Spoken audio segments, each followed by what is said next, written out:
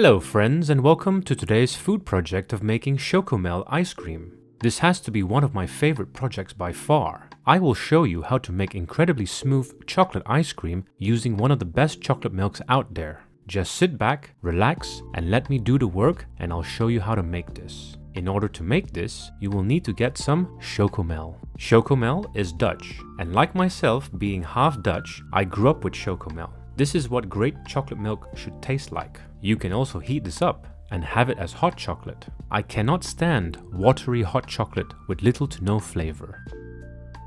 Chocomel is basically chocolate flavored milk with milk, sugar, cocoa and stabilizers in this form as locust bean gum and carrageenan. Just remember this for later. Even though this is Dutch, this is made in Belgium. Let's start the process with some single cream. This contains about 20% fat, so it will be a rich and creamy ice cream that we are after. Grab your scale, pour in 300 grams of single cream. Next, we will need some light corn syrup. In this case, this comes with vanilla. That is a plus point, as chocolate and vanilla are good friends. Pour in 133 grams of corn syrup. If you don't have corn syrup, do not worry, you can use glucose syrup. Corn syrup keeps the sugar from crystallizing and causing it to go grainy by preventing the formation of large sugar crystals. Corn syrup also softens texture, adds volume and enhances flavor. Next, pour in 2,333 grams of Chocomel. Of course, if you don't have any Chocomel, you can use your favorite chocolate milk. Once you have the liquid measured out, leave that to one side for now. Now we are going to measure out the dry ingredients. In a bowl, measure out 500 grams of caster sugar. Then, to give the Chocomel ice cream a little kick in flavor, also with keeping with how Dutch this recipe is, I will be adding some Dutch cocoa powder.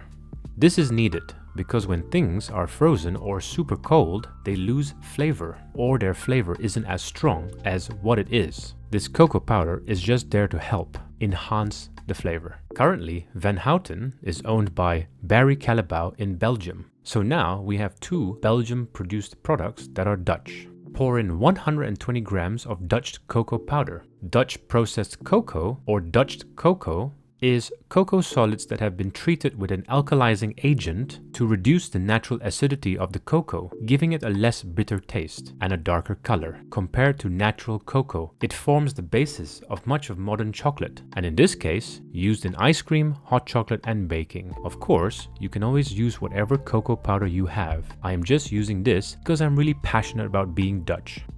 Next, we need to add in some skimmed milk powder. This will just help it give it more of a milky taste without adding more milk, which contains water. Add in 46 grams of skim milk powder. Use a whisk to combine everything. The sugar will help in dispersing everything. Give it a good mixing until everything is pretty much uniform. Now, let's talk about stabilizers. In this case, for ice cream and sorbets. Here, I have two kinds from a brand called Louis Francois.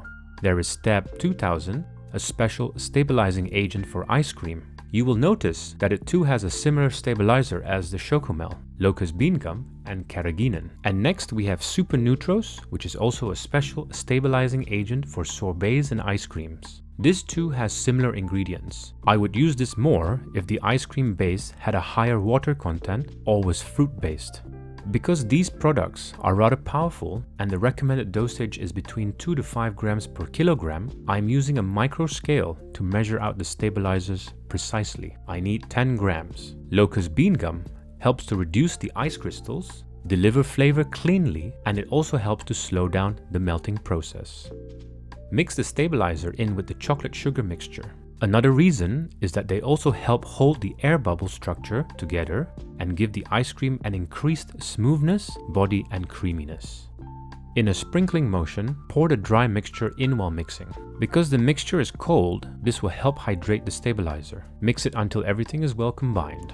Bring the pot over to the stove. We're going to heat this up. We need to bring it to 85 degrees Celsius. In the meantime, while waiting for the mixture to heat up, this would have given the stabilizer enough time to hydrate. 85 degrees Celsius is enough to dissolve the sugar, activate the stabilizers, and to prevent the chocolate from burning. Just remember to keep stirring, as we don't want the bottom to burn. Once it has reached the desired temperature, I will be pouring the mixture over a fine sieve into a large metal bowl.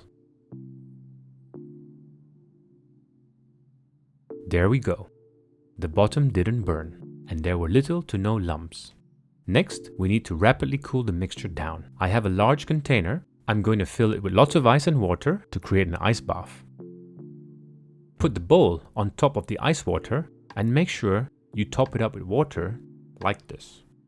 And if you need to, top it up with water to make sure it reaches the mixture. In the meantime, it has dropped rather fast to about 60 degrees Celsius already. Just keep stirring occasionally. Of course, if you make a smaller batch, you can come back sooner. Come back after 2 hours.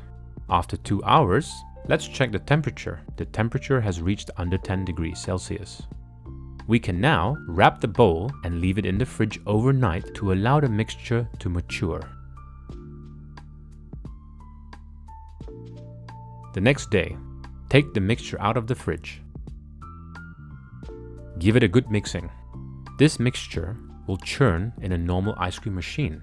However, in this case, I have got a Ninja Creamy to make life a little easier. Fill the provided canisters. I'm going to fill about 1 finger just below the fill line. This will allow it some churn space. Never overfill the canister, and also never fill your canisters with hot liquid. Fill as many canisters as you have. Leave it in your freezer to freeze for at least 24 hours.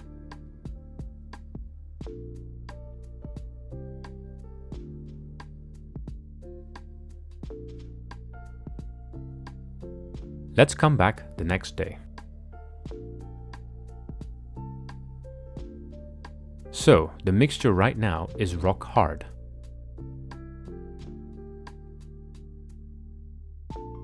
And with the provided blade, we're going to use the Ninja Creamy and its creamify technology to make ice cream. I will press the ice cream setting.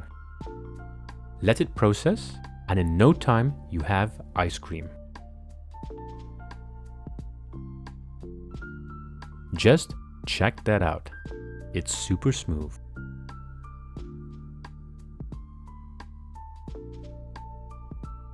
I am even going to do a baby quenelle or rocher to show you. Now, all I have to do is let my wife try some Chocomel ice cream. And here we have Chocomel turned into an ice cream. Here's your spoon. Thank you. Have a taste. I never had Chocomel growing up, so I was only introduced to this when I met you. But this looks already incredibly rich. It's a lot darker than normal chocolate ice cream. It looks creamy.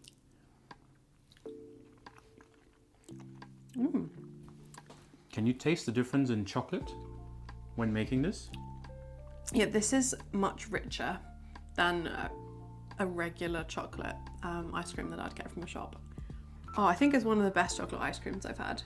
Well, that's why, because it's made with the best chocolate milk. You're so passionate about chocolate. Yes. You know what it tastes like? Ben & Jerry's fish food, but like just the chocolate element of it, not all the other stuff. That's exactly what it tastes like. And how would you rate this as a chocolate ice cream? Probably an 8 out of 10. That's probably because I'm not someone that gravitates towards chocolate ice cream, especially if it's just plain chocolate ice cream. But so for me, having an 8 out of 10 is very high for a chocolate ice cream.